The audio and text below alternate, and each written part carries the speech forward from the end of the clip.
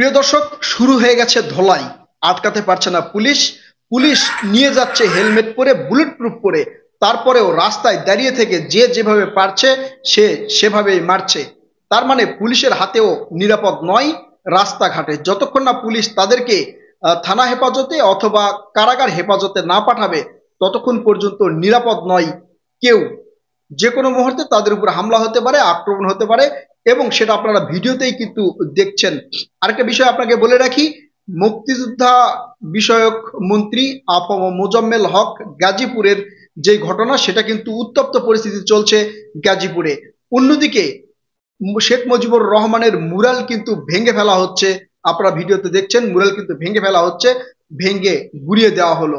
সেগুলো আটকানোর জন্য কেউ কিন্তু এখন পর্যন্ত রাস্তায় এসে দাঁড়ায়নি বা দাঁড়াতে পারছে না, দাঁড়ানোর সম্ভব নয়। যারা দাঁড়াবে, যাদের নেতৃত্বে দাঁড়াবে, তারা কিন্তু বাংলাদেশে উপস্থিত নেই, তারা পালিয়ে গেছে বিদেশে। বিদেশ থেকে নানা ধরনের পরিকল্পনা করছে, বিভিন্ন ধরনের ফোন, ভিডিও, অডিও রেকর্ড ফাঁস করছে, আর এক এক করে ঘটনা ঘটছে বাংলাদেশে। প্রিয় দর্শক, আপনাদেরকে একটা বিষয় বলি, বিদেশ থেকে যদি কিছু করার না থাকে তাহলে উস্কিয়ে দিয়ে, বাংলাদেশের জনগণকে উস্কিয়ে দিয়ে সাধারণ নেতাকর্মী যারা আছে তাদেরকে বিপদে ফেলার কি দরকার, কি দরকার বিপদে ফেলার? প্রিয় দর্শক, আপনারা এই বিষয়ে বিশ্লেষণ করবেন। আসলে দেশে থেকে যদি আওয়ামী লীগের নেতৃত্ব স্থানীয় নেতারা এই ধরনের আচরণ করত, অথবা তারা সবাইকে একত্রিত করার চেষ্টা করত, তাহলে কিন্তু অন্যরকম ব্যাপার ছিল। এখন আপনারা বলবেন দেশে থাকলে তো তাদের গ্রেপ্তার করবে। কেন গ্রেপ্তার করবে? নিশ্চিত তাদের অপরাধ রয়েছে। আওয়ামী লীগ তো আর মাত্র এই 5,000, 7,000, 10,000 নেতা, মানে নেতাকর্মীরা নয়। আওয়ামী লীগের অনেক লোকজন রয়েছে যারা অপরাধের সাথে যুক্ত নয়, যারা খুন, গুম, আয়নাঘর, ধর্ষণ, লুটপাট এদের সাথে যুক্ত নয়, তারা কিন্তু বাংলাদেশে রয়েছে। তাহলে তারা যেসব যারা পালিয়ে গেছে, তারা বাংলাদেশে থাকলে তাদের গ্রেপ্তার করবে কেন? নিশ্চয়ই তাদের তাদের অপরাধ রয়েছে। যদি অপরাধ না থাকতো তাহলে তো আর তাদেরকে গ্রেপ্তার করতো না। এখন একটা বিষয় আপনাদেরকে বলি প্রিয় দর্শক, বিদেশের মাটি থেকে যদি তারা একটা করে বক্তব্য দেয় এবং বাংলাদেশে একটা অস্থিতিশীল পরিস্থিতি সৃষ্টি করার চেষ্টা করে, তাহলে এটা কেউ মেনে নিবে না। আওয়ামী লীগ যখন বাংলাদেশে ছিল তখন কিন্তু তারা বলতো তারেক রহমানকে, আপনি দেশে আসেন। বিদেশে থেকে এই ধরনের বক্তব্য দিয়ে বাংলাদেশি নেতাকর্মীদেরকে আপনারা বিপদে ফেলছেন, এই কথা কিন্তু তারেক রহমানকে বলা হয়েছিল। সেই ভাগ্যের কি নির্মম পরিহাস, সেই ঘটনা কিন্তু এখন আওয়ামী লীগের সাথে ঘটছে। আবার দেখেন শেখ হাসিনা কি করলো, এই যে খালেদা জিয়ার বাড়ি থেকে খালেদা জিয়াকে উৎখাত করে দিল, সেখান থেকে বের করে দিল।